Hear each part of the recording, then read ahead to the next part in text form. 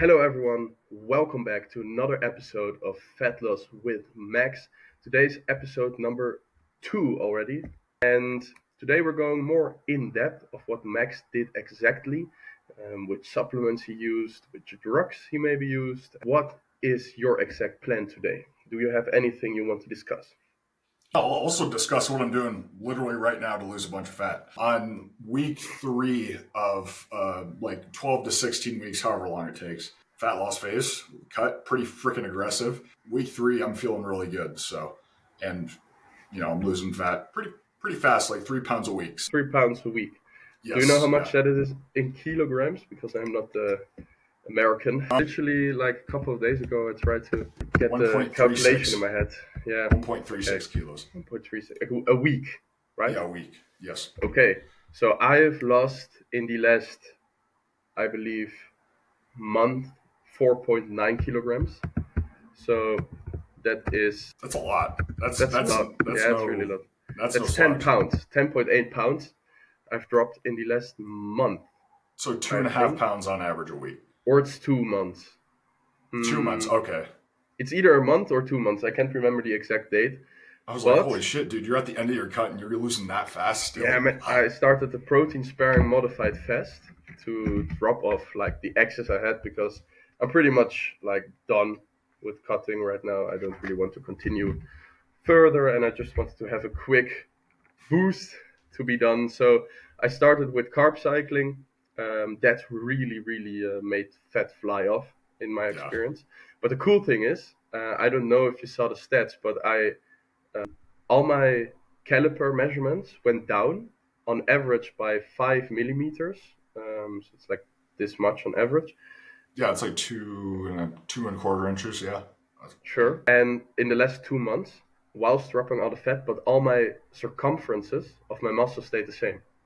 That's nice. Yeah. Oh, So yeah. I've just dropped pure fat That's good. and Yeah, that's good to probably know. gained a little of muscle even because it's a tiny bit, or it's the same. So what does it look like for you? Is it for you as well that your circumferences stay the same, or is there so much fat on it that it just drops?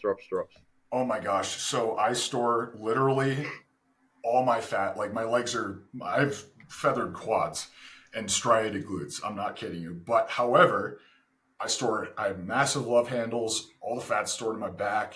So I lost 5 inches on my back this week. Crazy. Five. Yeah. So yeah, it's crazy.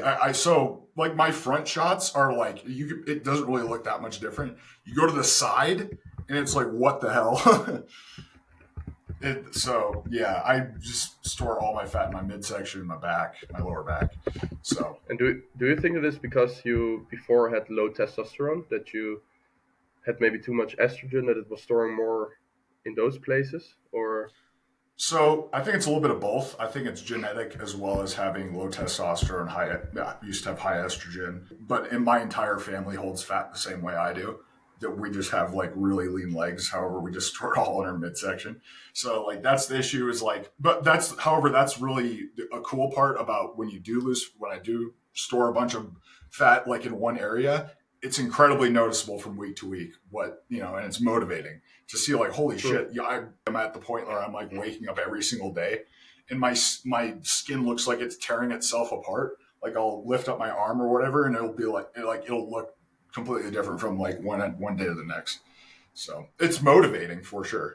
True. Yeah, for me, of course, those changes are not as visible because I am already at a decently lean level. I mean, I just calculated it. My circumference of my belly, my stomach, has dropped by zero point 0.5 inches in the last month. So, yeah, it's a lot, but it's not something that's visible because Yeah. if it goes from this to this, yeah, who's gonna see? But in your case, if there's like this much of fat mass on your back, and then you lose a kilogram, it's a drop from here to here, and then you will really see those changes and especially see it in the measurements. So I can believe it must be quite motivating to get those big drops. When you started out, was it something that motivated you to keep going when you saw those big changes, those big drops on the scale? Yeah, that's why I went so fast in the beginning. And I think that just kept. I think that was a good thing that I like pretty much crashed my calories in the beginning because that was so motivating. I was like, holy shit, I just want to eat less now, and I want it to go faster, you know. But and I didn't do that. I just kept kind of going at the pace I was. But it was like I mean, when you're 430 pounds, though, it's like, yeah, you 30 pounds, it doesn't really look that much different because you have so much fat.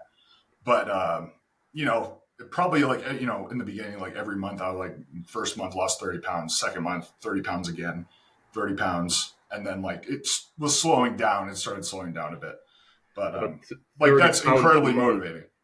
30 pounds a month, that's basically what most people want to lose in general. So you just drop it off month on month on month on end. That's quite insane, that rate of fat loss. But yeah, going aggressive in the beginning is definitely effective. I should have done the same.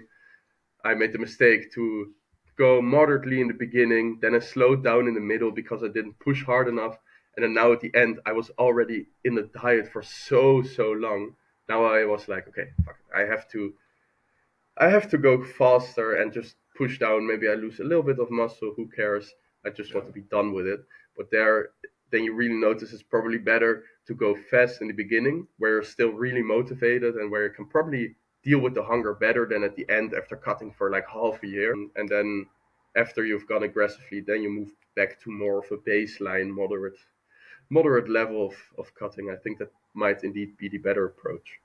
yeah. I no, I totally agree. And like a lot of people, that's dieting sucks. So I want to diet for as least amount of time as I can. That like usually for me, it's like right about the 12 to 16 week mark where I'm like, I'm done.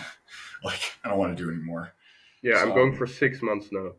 holy Basically, shit, I believe. Yeah. God, that's torture. Yeah, it's way too long. And it Yeah, was my own mistake because I slowed down in the middle and didn't push aggressive enough. yeah, And yeah, I was just hanging around at 100 kilograms and I was like, okay, I shouldn't push too hard because then I lose muscle. And then I was just creeping around there for 2 months or something, basically at maintenance, of course. But that now I'm so done with dieting. I just I just want to eat again. And these last, yeah, maybe month or two, I have not had any cheats. I'm just eating the same shit shit. every day. I'm just yeah, I'm really done with it. So I'm glad I can have a burger on Sunday tomorrow. Hell yeah. But after that, I will just be back at my regular diet again. So that's also a tough part. Do Yeah. you? Are you gonna go back to carb cycling? I think probably the first period I am, but during my bulk, I don't think I will do it because it's a bit too complex, and I don't think the actual benefits are there during a bulk because there's not really room to deplete. Really, you can't go to zero carbs. So I think just to make it simple and easy, I'm just going to do rest day calories and then regular day calories, but not eat in high day. I am probably going to do one cheat meal, or like we said last episode, one off-plan meal a week. But that won't be junk food. It's something I will make myself, and then once a month then I will have an off-plan meal that is somewhere in a restaurant or maybe some junk food. But I will try to keep that limited, purely from the perspective that don't really want to gain too much fat during the bulk. And I Yeah. think that's something that many people look over because, of course, calories in, calories out are valid. But in the end, we want to, as well during a cut, we want to maximize fat loss and minimize muscle loss in most scenarios. And I think that's where then the power of choosing the right options comes in. Also during a bulk, if we eat just like a meal that's full of fat and only carbs and no protein, are we going to build a lot of muscle with that? No. It will just be excess calories that will be stored. And the same goes for a cut. If we want to retain muscle, I don't think it will be really beneficial for us if we're going to eat a high carb, high fat meal without any protein. But in your case, that is of course different, since you just right now not anymore, but in the beginning you just try to lose as much weight as possible. Was Yeah. protein something you were fixated on looking at, or was it just for you dropping the calories and dropping the fat as quick as you could? Not at all. So protein was like high priority. Like I said, I was really into Derek, More Plates, More Dates. So I was like religiously watching his videos, and he said how important protein intake was, obviously. So I set a baseline of like 1 gram per pound of my goal body weight. So that was 240 at the time. So I was eating 240 grams of protein a day, and that was from just meat, pretty much. So that was it was. I mean, I really only ate chicken and shrimp and fish for, gosh, 2 years. I didn't eat any red meat, which was not great because I was incredibly micronutrient deficient. Mm. I didn't do any like fats or anything. It was just like chicken, shrimp, rice, potatoes, oats. The fat, I guess I would get fats from oats, but yeah. And did you experience any like better feeling of saturation from the protein? Because I personally don't really notice much of a difference. I get more satiated from eating a fat slash carb meal than from protein. I know that many people say protein is really, really satiating, but I personally don't experience it. Is it something that you noticed? So, like before, like then, I would say yes, protein was very satiating for me. However, I would get more satiation from carbs, like specifically potatoes. Like potatoes were my go-to because they were so. I mean, even for me now, like I'm cutting right now, I'm not hungry at all really though, so I just stick to rice. But potatoes were a staple. Like just, and it's convenient. I would just microwave. I'd throw russet potatoes in the microwave, take them out, slice them, eat them with the skin because that was also very satiating. There's a lot of like fiber and stuff in there. So Yeah, and that's a good swap option as well because you can basically eat twice the amount of potatoes as you can eat as rice or maybe pasta. So it's yeah, really rice an isn't easy that swap filling. of way more food for the same amount of carbs, and the starch is probably going to keep you a bit fuller as well. Yeah, Yeah. I mean, you can do a lot with potatoes. I mean, and you got tons of choices. Sweet potato, russet, yellow, A red. lot of choices: sweet Yeah, potato and normal potato. I mean, I guess you have it with rice, but yeah, Yeah, but you can rasp the potato. You can smash it. You can cut yeah, it into pieces. You can eat the whole potato. You can eat a puffed potato. You can eat a baked potato, grilled potato. Many options. yeah. Well, also like especially during a cut, like if you find you're just getting bored with what you're eating and you want to like, if you find yourself you want to cheat or you just aren't enjoying what your diet is, don't be afraid to like change up like how the actual food is prepared, different low calorie sauces, different, vegetable choices. You can do I mean, just cooking it a different way, like you could seriously like to your palate, you could just changing a couple things, it'll make it taste entirely different. True, and it always shocks me. People always ask, "One, yeah, can you give me a couple of meal options?" Like, how can you not come up with meal options? It's You, simple. it's so simple because just take rice. Okay, you can make at least 1,000 combinations. You take rice, then you have six different type of meat options. You have different types of fish. You have chicken. You have beef. You have pork. You have, I don't know, rabbit, whatever. You have so many meat options. Then you have the rice. Within the rice, you have like 20 different rice options that taste different. And then the sauce options. You have low calorie sauces, you have like these wok sauces, you have soy sauce. Then you can take a limited amount of vegetable combinations. And you literally, that's 20 options. If you put it in a matrix, that's probably 10,000 meals or something. Yeah. How can you not come up with a meal? And that's only covering rice. We haven't even talked about potatoes or pasta with different sauce options. Yeah, It's man. Just hard to wrap my mind around questions like that because I never can imagine how someone could not come up with a meal. Then what's the best cutting meal? Okay, what do you eat with your family? Okay, take that dinner, make it smaller. Now you have a cutting meal.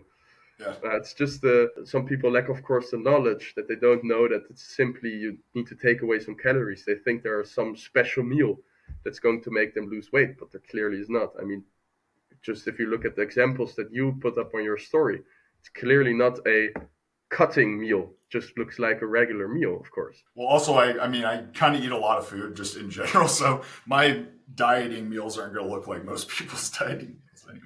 That's fair enough, but I mean, if you have like this big of a wrap with a lot of stuff, someone else could Oh make yeah, like two tiny tortillas at the same size, probably with their calories. yeah. just looking at what the stuff you make. I mean, I eat kind of boring. It's basically the same always, but yeah, you have so many options, and probably right now you could write down enough recipes to fill an entire cookbook up. It's not Yeah. that hard. If you're doing like if it fits your macros, your coach gives you a macro based meal plan, 5 meals. You know how many meals you could make with just like the macro, like millions. You can make your diet the least freaking boring with like 10 foods, 10 just single ingredient foods. You could turn that into so many different things. Like I got bored of protein oatmeal. I would do a oatmeal, just cook it regular with a scoop of protein powder in it. I now make pancakes, and especially on my high days, pancakes are freaking they're great, and it tastes like an entirely different meal, and it tastes like I'm cheating really, but I'm Yeah, not. probably the only thing you need to add is like almond milk or water, maybe. I'd use water, yeah. Yeah, I mean, I just exactly. use water. Yeah, and it's an entirely different meal indeed, and it's just the oats with whey. And then you could also blend up the oats with the whey, put it in the microwave, and then you have some type of cake, Yeah, you know? exactly. And Yeah, then baking powder. it's so many options one could make up. We can't even cover all the possible food options in a podcast, and they're all perfect for a diet Yeah, because there are whole foods, and you take them, and you can make so many combinations. It's so easy. yeah. Um, but maybe when I come to America, we just need to do a cooking show uh, with the American food, and then cover all the different options people can make, just to show them what's possible. Like if you want to lose fat and you're just starting out, if you don't know kind of like where to start, learn how to cook. Learn how to cook. It will be the best investment or whatever in yourself that you one of the best investments in yourself that you can do besides losing weight. And it Learn will how to probably cook. only take like 5 YouTube videos because it's not a complex thing. Yeah, like when I Um, first started out, I literally Googled high protein, low calorie recipes. It's not um, hard, just Google shit. yeah, Google shit. That's like the best answer. That's also my basically my standard response now to people DMs because they ask questions and I'm not the search engine. Just type it in on Google. On my DM answer, you have to wait probably 4 days. You could have literally opened the browser that's right next to your Instagram, clicked on it, and asked that question, and you would have gotten the answer. Well, I understand where it comes from because people probably think that I give them the right answer right away, and on Google they would have to search. But still, just Google it. You can find Yeah, everything.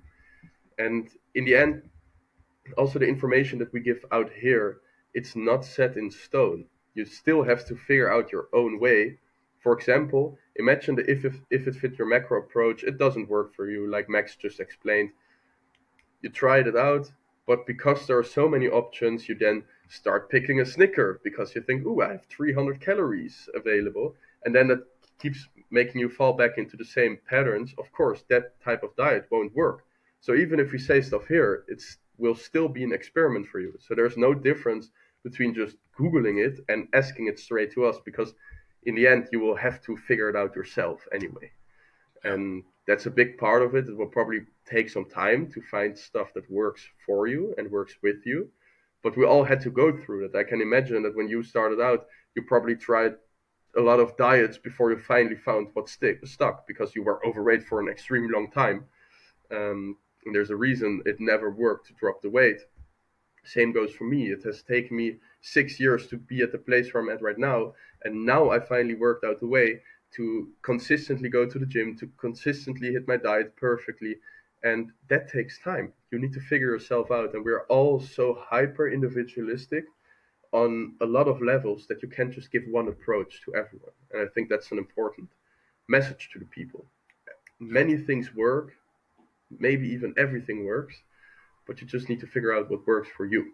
Yeah, were there things that didn't work for you that you tried out? Yeah, gosh, it feels like I've tried everything in the book over the past 4 years, and that's the great part about it is when you try a ton of shit, you know what doesn't work. Straight up, like I know what just doesn't work for me. Like I used to be able to like diet super hard for a very long period of time and like be perfect, literally just perfect. I couldn't no cheat meals for I didn't cheat for 2 years. I can't do that shit anymore. Like I have a social life. I want to go out to eat every once in a while. So that's what I do now. I just can't operate like that. But Yeah, and then also I did keto in the beginning. I my priority now is building muscle or maintaining my strength in the gym. And that's why I do carb cycling now, is because that's what makes me stronger. That's what, helps me retain muscle. And also, you get a cheat meal for every weekend. So it's nice. Yeah, so even on the individualistic level, there's still so many variables that over time change, where one diet that might have worked before, or maybe one approach that has worked before, might not work again. So that's also important to know, because that is something people need to be aware of. If they diet down for, like, let's say they dieted for 4 months, then after a year they try to diet again, it could just be that that exact diet approach you took before might not work now anymore, because not because the diet itself doesn't work, but because your surroundings changes or you have changed. So that's important to be aware of, and that's, I think, where the importance of tracking and keeping data comes in. I journal everything I do. I keep a track of what I do, and that's easy for me then to see if I maybe fall back into old patterns, or maybe I, who knows, cheat too often. If imagine didn't happen, but imagine I would have cheated the last month every single day on my diet. Yeah, then this diet clearly doesn't work. I need to find a different approach. But if you're not writing it down for yourself, being aware of that fact, how are you going to figure it out? And I know you keep a track of basically all your data for ever since you started. Is there some interesting stuff that you sometimes notice in the data, or is there stuff where you would say to the people, track this, and then you can see the following results from it? I think having an Apple Watch is super cool. Like I've had my Apple Watch for gosh, probably 2.5 years now. Having 2.5 years worth of like data of heart rate, my actual body weight, my like resting heart rate, my calorie burn every day, like steps. It's cool to see. You can see the trends over a period. I can see where I was like, when I gained a bunch of weight, I can see where my resting heart rate was. It obviously gets higher. Also, I use chronometer to track all my food. I get to see, the calories I was eating when I first started out, like 4 years ago versus now. And like, oh, I'm losing weight on like 1,000 more calories that at the same rate of fat loss per week that I was however many, about a year ago. So I know I have built up a metabolism. I know I've built muscle. But I track my sleep as well. I have a CPAP machine. I have sleep apnea. So I have a bunch of sleep data. It just makes it effortless because I always have my Apple Watch on. Like I always just track. It's just a habit now. So it feels effortless to me just to have all that data. But One interesting thing you mentioned was you gained muscle and you see your metabolism go up. And that's, I think, a big thing for people to do as well, is even though you're trying to lose a lot of weight, hit the gym, because it's not to only for aesthetic reasons. The muscle will help you burn more. The more muscle you have, the more calories you're going to burn, the more calories it requires to do certain activities. And even in the long run, muscle is so necessary for staying alive. Basically, once you start losing your muscle, you're slowly moving toward death. You're slowly moving toward death. And I think it's important for everyone to not per se go to the gym, but do some form of training that then helps you build muscle. And all forms of training build muscle, but even just walking, doing cardio, it all helps. And the more muscle you have, the easier it will be to lose that weight. How much calories do you think it made a difference for you on a daily basis? Do you have any insight on that? yeah, I do. So I can tell you pretty much exactly. So I was at the very end when I lost the initial 200 pounds. I got all the way down to 200 pounds exactly. Right now I'm like 237 and I'm leaner. I'm like way leaner than I was. I was pretty much skinny fat, didn't have a lot of muscle, and I was eating 1,600 calories. Was plateaued completely. Right now I'm eating an average of 4,000 calories a day, and I'm losing 3 pounds a week. I was eating 2,000 before. I am doing a bit more movement though. I will say like I'm getting probably double the steps that I was. It shouldn't be that much like 10,000 steps is 500 calories for my body weight. That's 2,000 calories. There's got to be coming from somewhere else. That somewhere else is muscle. And also, those steps, they will just take more calories to take. So the more movement you do, the more you're going to burn now, because you have all that muscle. So it's a really easy hack. Go to the gym, build muscle, and especially if you're at these levels of like obesity, you will build muscle if you start it in the gym because there's probably not much to start with. So every stimulus you will apply to the muscle will gain muscle, even though you're in a deficit. You have so much energy on your body. So we saw it with you. I mean, you build muscle perfectly fine, and you dropped so much weight, and now it helps you so perfectly. So that's a really good tip for the people out there to hit the gym, even if you only try to lose weight. Still try to maybe go 2, 3 times a week and put in the work and slap some meat on there while losing the rest of the meat. Think of it as an investment. You're saving yourself a bunch of freaking hassle later when if you eventually decide to bulk, you reach your goal weight or whatever, you decide to, you want to put on some muscle. It's an investment for your future self because you're going to be thanking yourself when you're not having to starve yourself as much to lose fat. True. And also you're just going to look better at the end. You're just going to look so much better. You're going to probably be more happy with yourself, your self-confidence. Just go to the gym, even if it's 3 days, or even if it's like calisthenics, just do some sort of, muscle building exercise that you enjoy. Because at the end of the day, if you enjoy it, you'll stick to it. And that's the most important part is literally in all this, everything. Weight loss is just consistency. You could be you picking the most inoptimal, training split. It literally doesn't matter. You could pick the worst diet. Like it doesn't matter if you're sticking to it, then it's gonna work. Yeah, that's always the case with everything. Just consistency. And even if it's the worst diet, over time you will figure out that it's a shit diet and then you will improve at it. If you start out with a bad training split, you will figure out over time you're not recovering or there is no growth. So you will start changing it. As long as you Yeah. stay consistent, you learn more, you become better, and you get the results that you want in the end. But you need to stay consistent. Talking about the consistency, I think you have some current data to show or some training plans to show what you're doing right now. Take us through that, maybe what you're. I will show my diet spreadsheet. All right, so this is my current diet spreadsheet. Please note that these are actually direct macronutrients. So right now, my low days are 2258. This is more like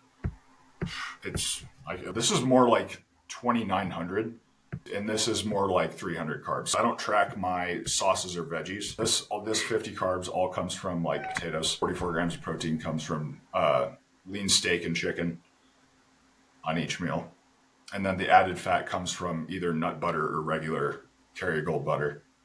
So, and that's the low day, and Okay. then the medium day, which is a little higher. This is like 3,300, 200. That's this meal. I'll have like two egg, ham, and cheese sandwiches, and then I use the cheese as my added fat. I don't know what it is. I don't know. Maybe if I was just so used to inhaling garbage for so many years, but I digest bread and dairy like super well. Bread goes down super easy. Cheese goes down super easy. So, I mean, cheese. I'm an insane cheese fanatic. oh I yeah, love cheese. It's like my favorite food, basically. But I also tolerate it perfectly. I never get anything from it. Same goes for other dairy product. Nothing. Same with bread. I don't ever really notice anything.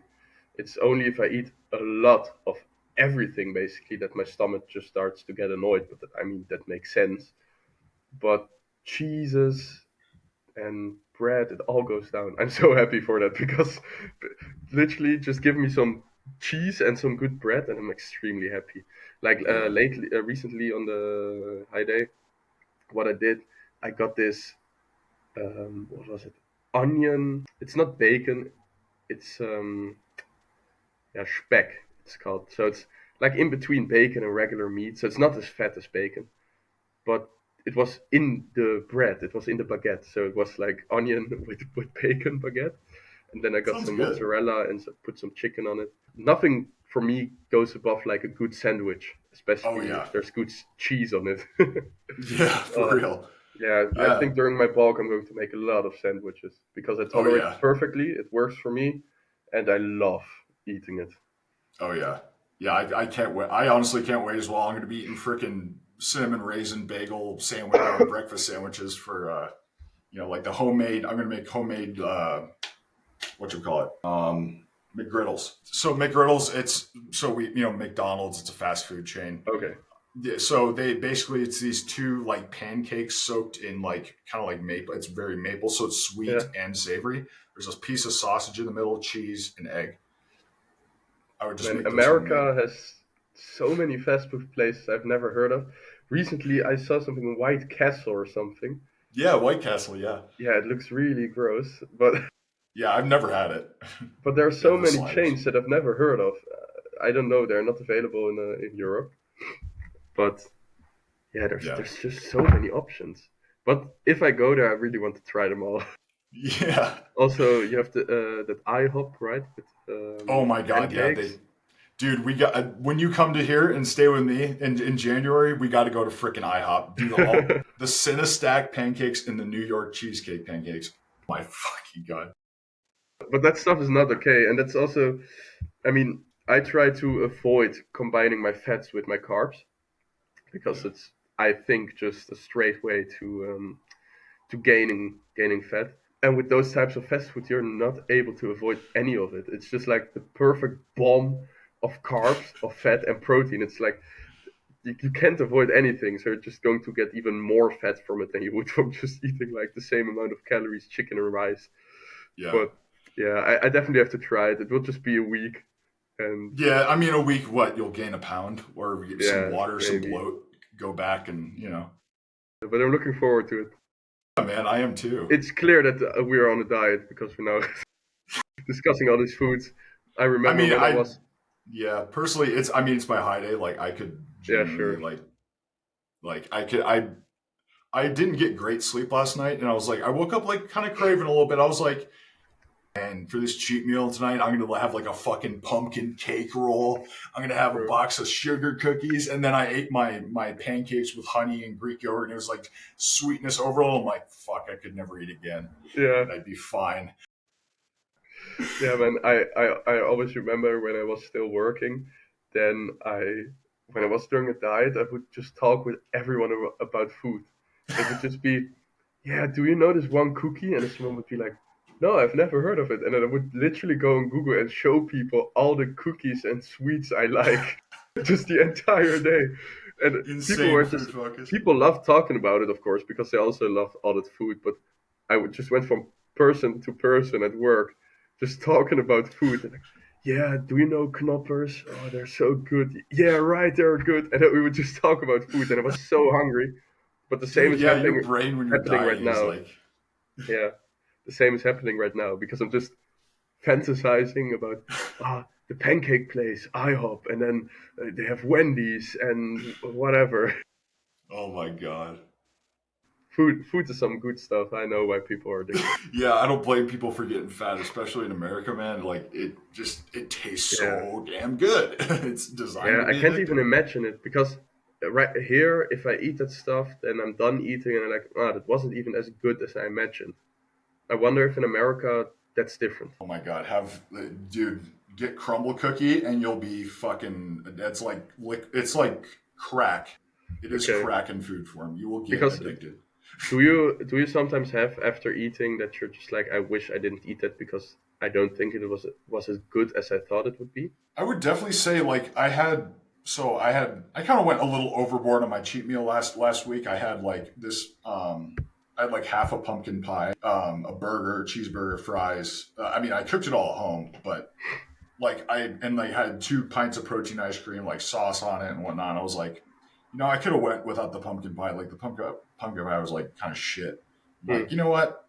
I'm just like not going to do that next weekend. So like this today, I'm like, I'm just going to take it easy, not do a super insane cheat meal. Just mainly just because, especially like the progress I'm making right now, it's like, why fucking slow it down? You know?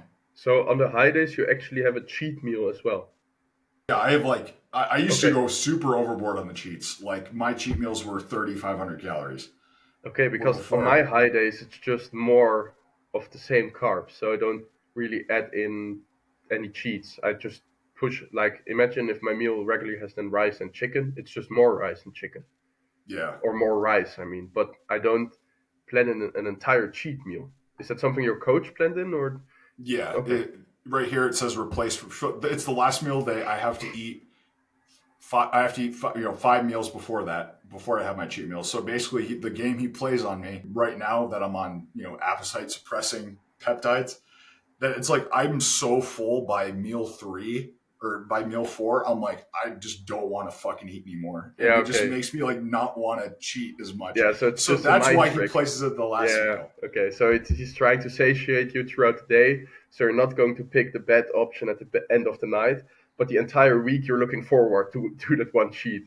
It's like Yeah. a smart diet strategy. Yeah, to Understandable. go into the whole thing, my high days are usually like last week it was 6,600 calories.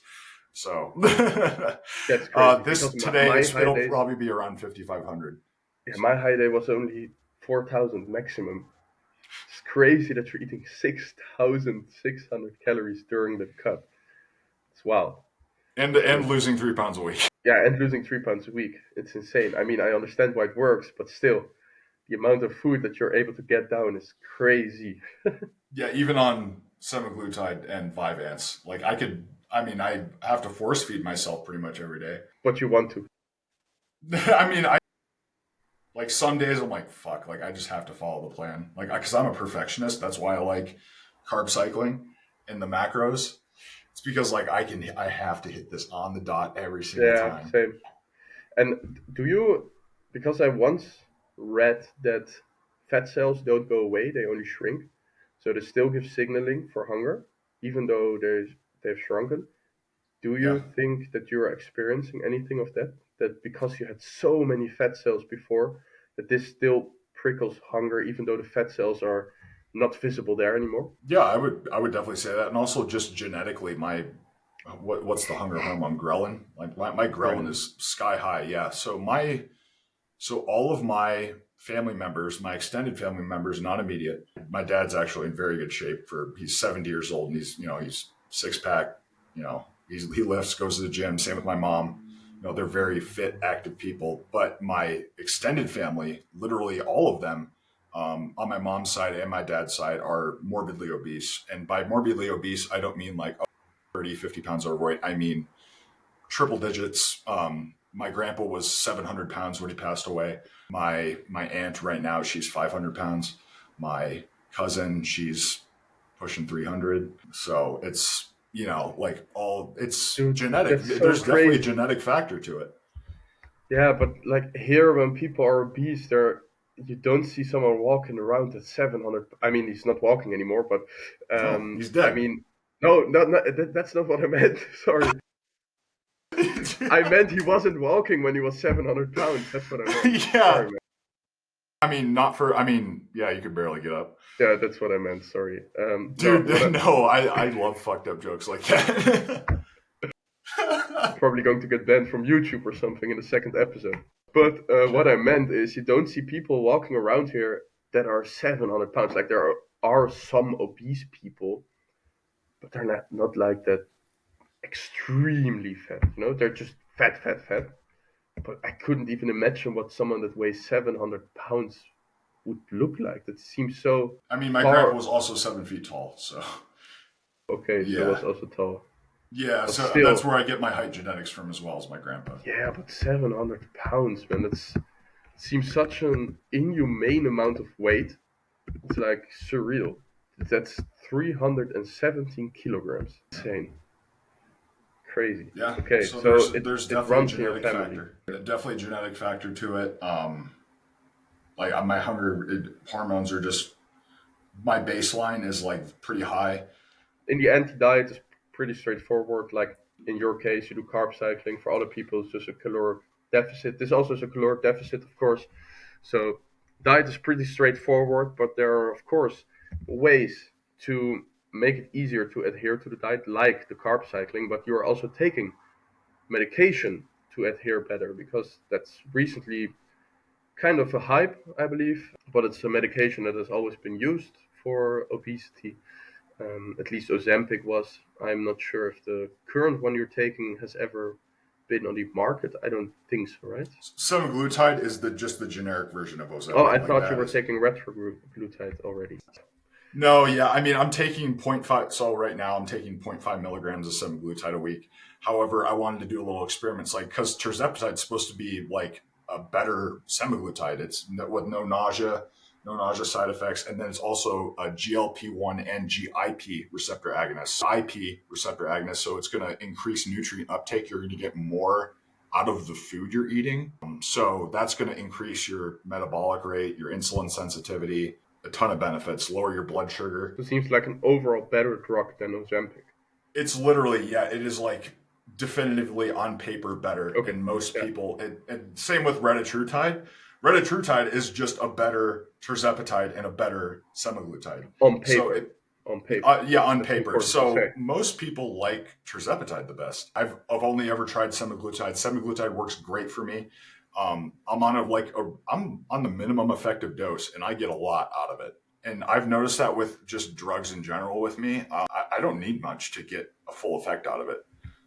So especially with yeah, just semaglutide, just 0.25 was my loading dose. Zero point 0.5 is the dose that I've been on. And people say that you need to titrate up over a period of weeks. I've been on it for 4 weeks now, and that's normally when people are on like 1 to 2 milligrams a week. Still solid.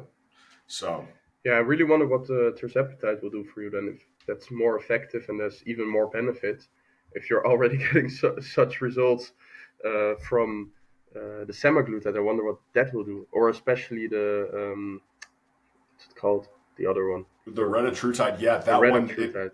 that one I'm raises really your interested in metabolic what rate that will even do. more Yeah, because it's glucagon. Yeah, that, oh my god. but yeah, there's And then it also like not many melts. people tried it yet, so Yeah, I wonder what the actual results from it will be. But I think down the line you will probably run a little experiment with that as well, I can imagine. So yeah. we will definitely see it on the channel how that goes. Let's break it down what you're taking, because you're not only taking semaglutide, of course, there's other medication as well.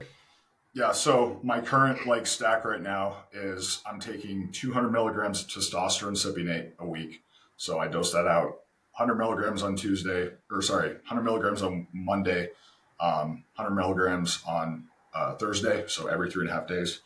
I'm taking 0.25 milligrams of Arimidex, which is just estrogen blocker to lower my estrogen. Like right now, I'm fat, so obviously I'm going to be converting a little bit of estrogen. That's why that'll probably like, in the next 10, 15 pounds, will get blood work again. And we'll see where it's at. Right now it's, This is all doctor described, right? This is not your no, this own is doctor application. prescribed. Yeah. Yeah. I've been on testosterone for a very long time. Doctor prescribed. I'm taking 20 milligrams of Vyvanse, which is an ADHD medication. Does It it also raises, suppress your hunger? yeah. So I think that also puts in a lot of work in regards to, mainly the hunger and the like, just I will literally forget to eat. So that before I never did that. And food just doesn't taste as good now. Sweets don't give this massive dopamine hit that they used to, but Ah, okay. I don't Interesting. desire the sweets. I don't desire that. It's like I get home and I'll be like, okay, I can cook this steak and potatoes. Like I don't really want it at all, but I just have to get my protein in. Hmm. It doesn't give this like signaling to my brain that holy shit, I don't get high off of it. It felt like it was like a high pretty much if I would have sweets. Yeah, of course. I I would mean, have you any food in general. when you really have ADHD, you of course have dopamine deficiency. Yeah. So then those high prickling dopamine activities, for example, social media, but also eating, they will give you enough to stimulate you finally, and then you get really addicted to it. So that's Yeah. interesting that going on the ADHD medication led to you not really craving it because it would give less of a dopamine hit. That's interesting. I in general, like in regards to the Vyvanse, I find that I'm actually able to like, it feels like my brain's firing on all cylinders, more productive. Like I can get just a lot done in a very little amount of time now. Obviously, it's a stimulant. It's basically legal meth. So, I mean, I'm not surprised. Like before, my brain would think things like I would say something in my brain, it would make sense. I would try to speak it, it would come out completely different, and I wasn't able to articulate myself as well. Hmm. Now, that's just not there. If I think something, I can say it and it makes sense. So there's this gap that feels like it was bridged now. Okay. That's what the Vyvanse helps with, and obviously appetite. Anything else you're taking?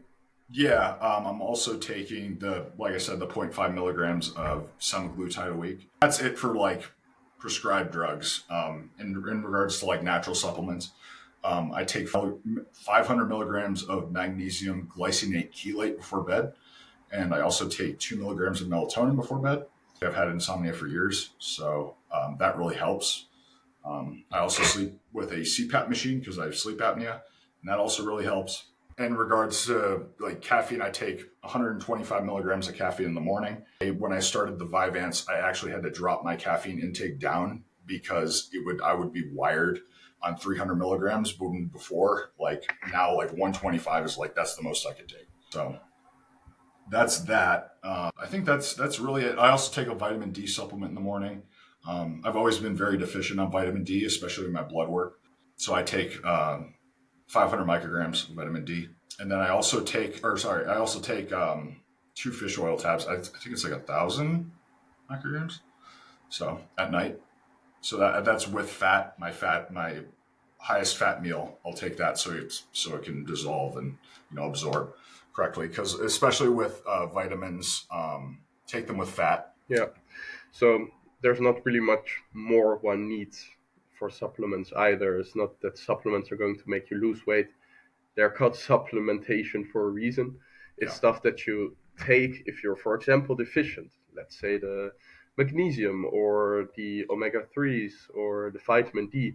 That's all stuff you can be deficient in, and then you take the supplement. It's not like we're going to take vitamin D preventively if we already have a normal range of vitamin D in our body. Then it yeah, doesn't make sense to take it. So that's something I see a lot of people. They come straight in with, which supplements do I need to buy? What do I need to get? Is this supplement effective? Do I need to buy ashwagandha? No, no, no. Look at the application of a certain supplement. Let's say, for example, ashwagandha, just because I mentioned it. If you have more stress at a certain point in your life and you want to acutely lower the stress so you can get back on track and get your life back together and stay calm, in that sense it would make sense in that case it would make sense to then take some ashwagandha. But if you're overall in a perfectly fine calm state, why would you then spend an additional $20 a month just to take some ashwagandha? It's not going to have any benefits. And the same yeah, goes for the fish oils. If I already eat enough fish, if I eat healthy fats that contain omega 3s in a sufficient amount of EPA and DHA, do I then need to take additional omega 3s? No. And even some studies now say that the supplementation, or not even some studies now, studies in general, say that supplementation of omega 3s probably doesn't have any positive effects on cardiovascular disease. So the benefit why some people take it might not even be available by supplementing it. It will have to be taken through food. Same goes for many vitamins. Let's say a multivitamin, something a lot of people take. It's often not bioavailable. The quality of the supplements in those multivitamins is so poor, you're not going to absorb it properly. Like you just mentioned yourself, most vitamins are fat soluble. So if you just take one of those regular pills on an empty stomach, there's nothing going to happen with those vitamins. You're just peeing them out. And we see there's not much added benefit of, for example, multivitamin. You need to get it through food. And all the other deficiencies that are left, like, for example, magnesium, for example, or vitamin D, if your blood work actually shows that you have a deficiency, then that's when it's useful. But even for fat loss, you probably wouldn't have to take any of that and you would still lose fat. So you really don't need to waste your money on supplements. And your case shows it perfectly because you're not taking much, basically three actual supplements. And yeah, it's probably even a question if those are needed, right? yeah. I mean, I really like it's literally just because I'm deficient. My I every supplement I take, whether it's prescribed, prescription medication, or whether it's a natural supplement, I take it for a reason. Like because I know it has helped me, and I know like I can just I'm really in tune with my body after 4 years of like really just paying attention, learning it. I'm really in tune. I know when something works, and that's so everything I take it has a purpose. I'm not taking something just to take it because some study said it, or it's what's all the rage right now, like ashwagandha. Like, I Yeah. just don't give a shit. Like, I don't I need get it. so many questions about that, and I don't even understand what people want to achieve with it. It's not going to do anything. It's a waste of money. Just Yeah. Yeah, most it's a waste of money. supplements will just be a huge waste of money. It will literally be money down the drain. If they have a benefit, it will be so extremely marginal. You're not going to notice it. And I know many people that are watching are men and they want to increase their testosterone maybe. If you're already within the range, increasing your total testosterone is going to do jack shit. Yeah, You're just raising your total testosterone in your body. It will bind itself to SHBG. Nothing will happen. You won't get more gains. And if you don't get any of the effects of hypogonadism, you're not going to see any difference between a 500 nanograms per deciliter testosterone and a 600 nanograms per deciliter testosterone. It will be the exact same, feeling wise, gains wise, and all you did was probably spend 200 euros on supplements in that month to get your points up by 100 points. You could probably have slept a half an hour longer or eliminated your phone before you sleep and would have gotten the same effect. if you want to boost your testosterone naturally, get 8 hours of sleep a night and fix your freaking diet. That's how Yeah, you raise your and work testosterone out, naturally. and work And out, and that's and all. lift weights. Go Yeah, strength train. That's how you because do it. everyone is like, yeah, testosterone has dropped over the last 50 years. And why do you think it has dropped? Because everyone is Yeah, sitting around, is playing computer games, is eating a shit ton of crappy food, and is not training, and they don't go outside. That's the reason. It's not because yeah, you're deficient in some supplement. You just need to move. You need to eat healthy and balanced, and that's it. That's all. If you do that, you will have normal testosterone ranges. yeah. And This and shit's all, so simple, man. Just people don't want to put in the work. yeah, It's that's so it. They want simple. to hear some easy shortcut. They want to hear if you take ashwagandha, you get like peak alpha male testosterone. That's what will happen. They don't want to move around, of course. And also, my theory is that if you are able to keep up the movement, keep a healthy diet, also this drop in testosterone that we see around, I believe, 30, 40 years old won't really occur. I think it will be way, way later in your life. I don't think it's normal that men around 60 years old generally all have way too little testosterone. I don't think that's normal. And I think that's mainly based on lifestyle. And simply fixing that lifestyle, moving a bit more, eating a bit better, sleeping a bit better, will fix your problem. And probably at 50, you will still walk around with a 600 nanograms deciliter testosterone, I think. Yeah, I totally agree. It's all lifestyle. It really is. There's so much that can be fixed with just diet and freaking exercise. So much. And before you went on TRT, did you see any change in your testosterone level when you started to lose weight, or did you go on TRT before losing weight? No, I got on TRT probably like right in the middle, right in the middle. Okay, So I had probably so lost about 150 pounds at the time. okay, Because my I had so my doctor at the time, I was 430 pounds. He did my blood work. This was the first time I got my testosterone checked. Actually, I was always getting other blood markers checked because I was on Abilify. I was on some other SSRI medications, so I wasn't getting testosterone checked. It was more like lipid panels, that kind of stuff, blood. So in regards to that, my testosterone was like I think 200 something, like low 200s, when I was 430 pounds, and then I lost 150 pounds, and it like went down like maybe 20 nanograms per deciliter. okay, so it went down. Yeah, it went down. Yeah, So because my doctor was like, okay, we can. He suggested TRT, but he's like, I want you to lose a bunch of weight first. We're going to see how that works. And I said, okay, I'll do that. So lost 150 pounds, nothing, nothing changed. and also I had all the symptoms of gonadism, everything. No morning wood, depressed, even with diet changes. I mean, I completely changed around my diet. Like I felt better because of the diet. However, I still had every symptom of gonadism.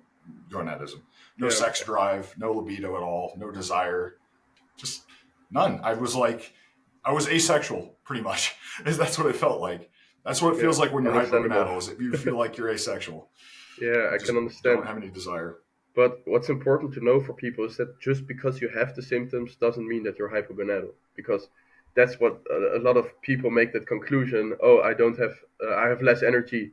I maybe don't have morning wood. A lot of those symptoms, and then they go straight to the conclusion. I have too little testosterone. I need testosterone, but sometimes that's not the case.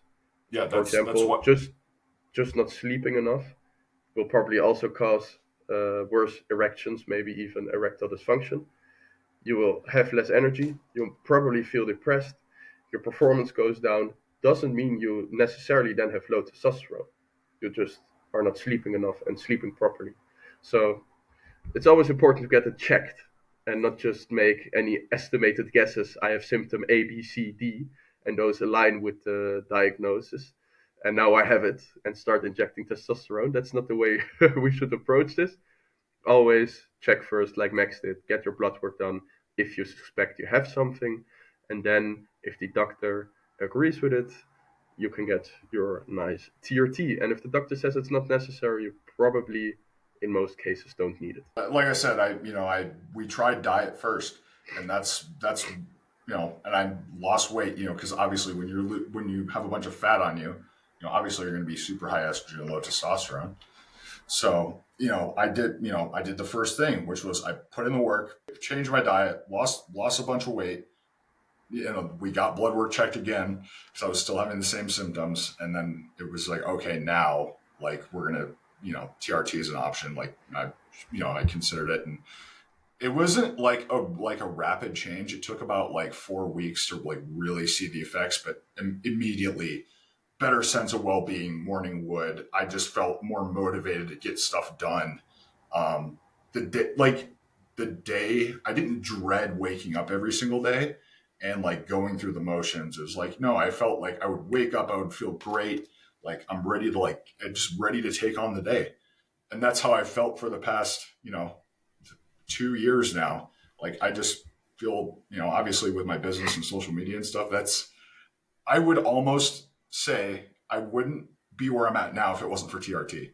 I'm dead Probably not. serious. Yeah. And with voice acting too, my voice wasn't always like this. TRT did this. Like Yeah, you got I a never used to really, sound really like low this voice before. now. Yeah, so I never used to sound like this. I'll send you a clip after of me talking, probably about. I can also send you my facial structure changed, like entirely. Like I had a very round face with like no True. like jawline. Even when I was like the same weight, I was the same body fat. I didn't grow any body hair. Now I have like tons of body hair. I grow facial hair, and that's the one thing like with like side effects of testosterone for me. Side effect, you just become a man. Yeah, I finally became a man. I hit puberty for a second time. Yeah. Or probably for the first time, because the first time around you were so fat. Yeah. So, Yeah, but I yeah. probably did hit I hit puberty pretty late then. I hit puberty when I was, 18. But also, it goes to show that you really can't have stuff like this as an excuse because you still lost 75 pounds while being depressed, feeling unmotivated, having like extremely low testosterone. That would be for many people be, oh, I feel shit. I'm just going to lay on the couch. See, I do have low testosterone. I can't achieve anything. But this is a clear example that even those type of scenarios, you just have to overcome them. It doesn't matter how shit you feel. There's a priority, and that's losing weight, and then you just get stuff done. There's not really a way to find an excuse. It's not, oh, I'm hypogonadal, I'm not going to lose weight. No, you can perfectly clearly see, even if you're hypogonadal, if you have hormone problems, if you're depressed, whatever, if you have ADHD, you still can lose tremendous amounts of weight if you just put in the work, just like with everything else in life.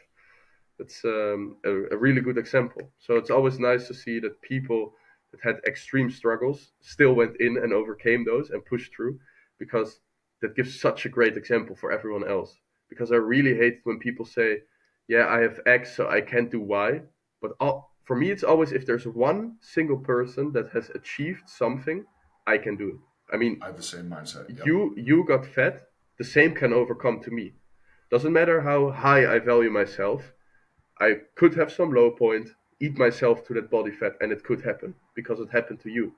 But if I am at that body fat level, if I am actually 400 pounds and I feel depressed, there was also Max that was able to drop off 200 pounds while feeling depressed and didn't have any motivation and being low testosterone. So for me, that would mean I can also lose the 200 pounds. And I think that's how we always should view things.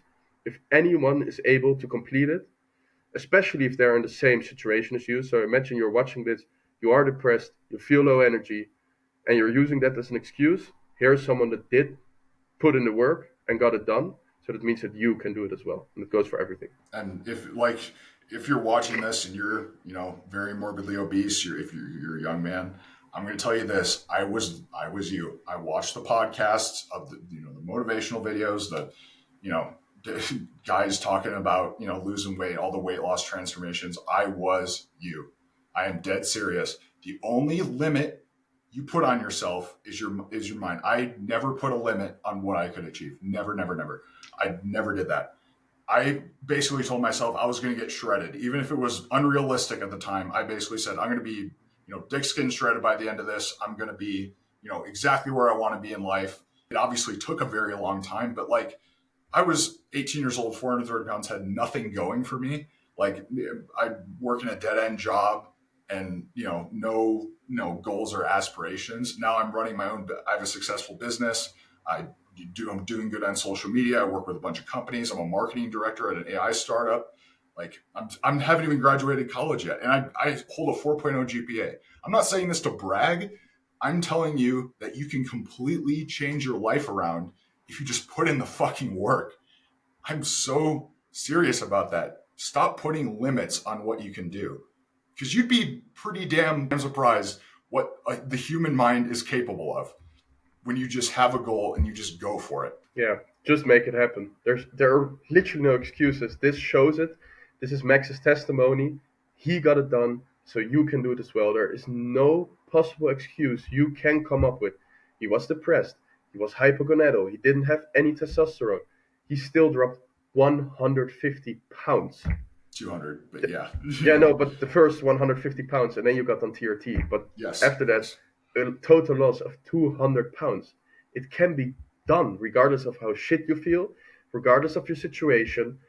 Even if you're addicted to food, even if you're binge eating, there's always a way. You just need to find the way and execute it. And if you're not executing it, then you can't really be sorry for yourself because it's your own problem. Only you can take the action to make the change. If you're not taking the change, it's all your personal fault. Get over the excuses and get it done and make the changes you want to see. And I think that would be a good end point of episode 2.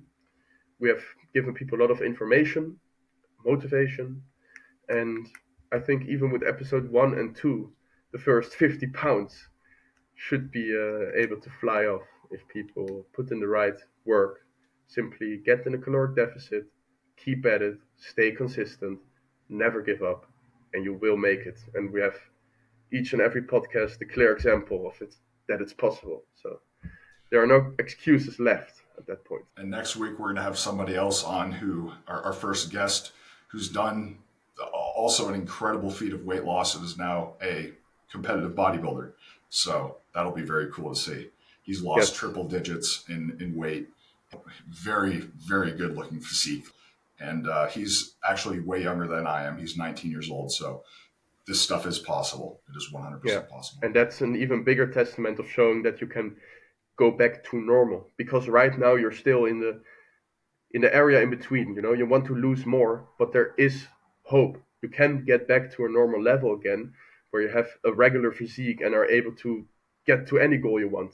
As we see with the guest next week, he's going to do bodybuilding. So that means he lost enough fat, he was able to get rid of the skin, and he was able to start from a regular point and now be competitive within a bodybuilding realm where aesthetic and looking good is everything. So even that's possible. So it will be really great to have him on next week and see how that went and what his journey was like. But that will be a talk for another time. Thank you, everyone, for watching again to episode 2 of Fat Loss with Max. We will see you around in the next episode with a guest, and then we will go more in depth how you can get rid of all the excess fat that you still have left. Thank you guys for watching. Subscribe here down below, and we will see you next time.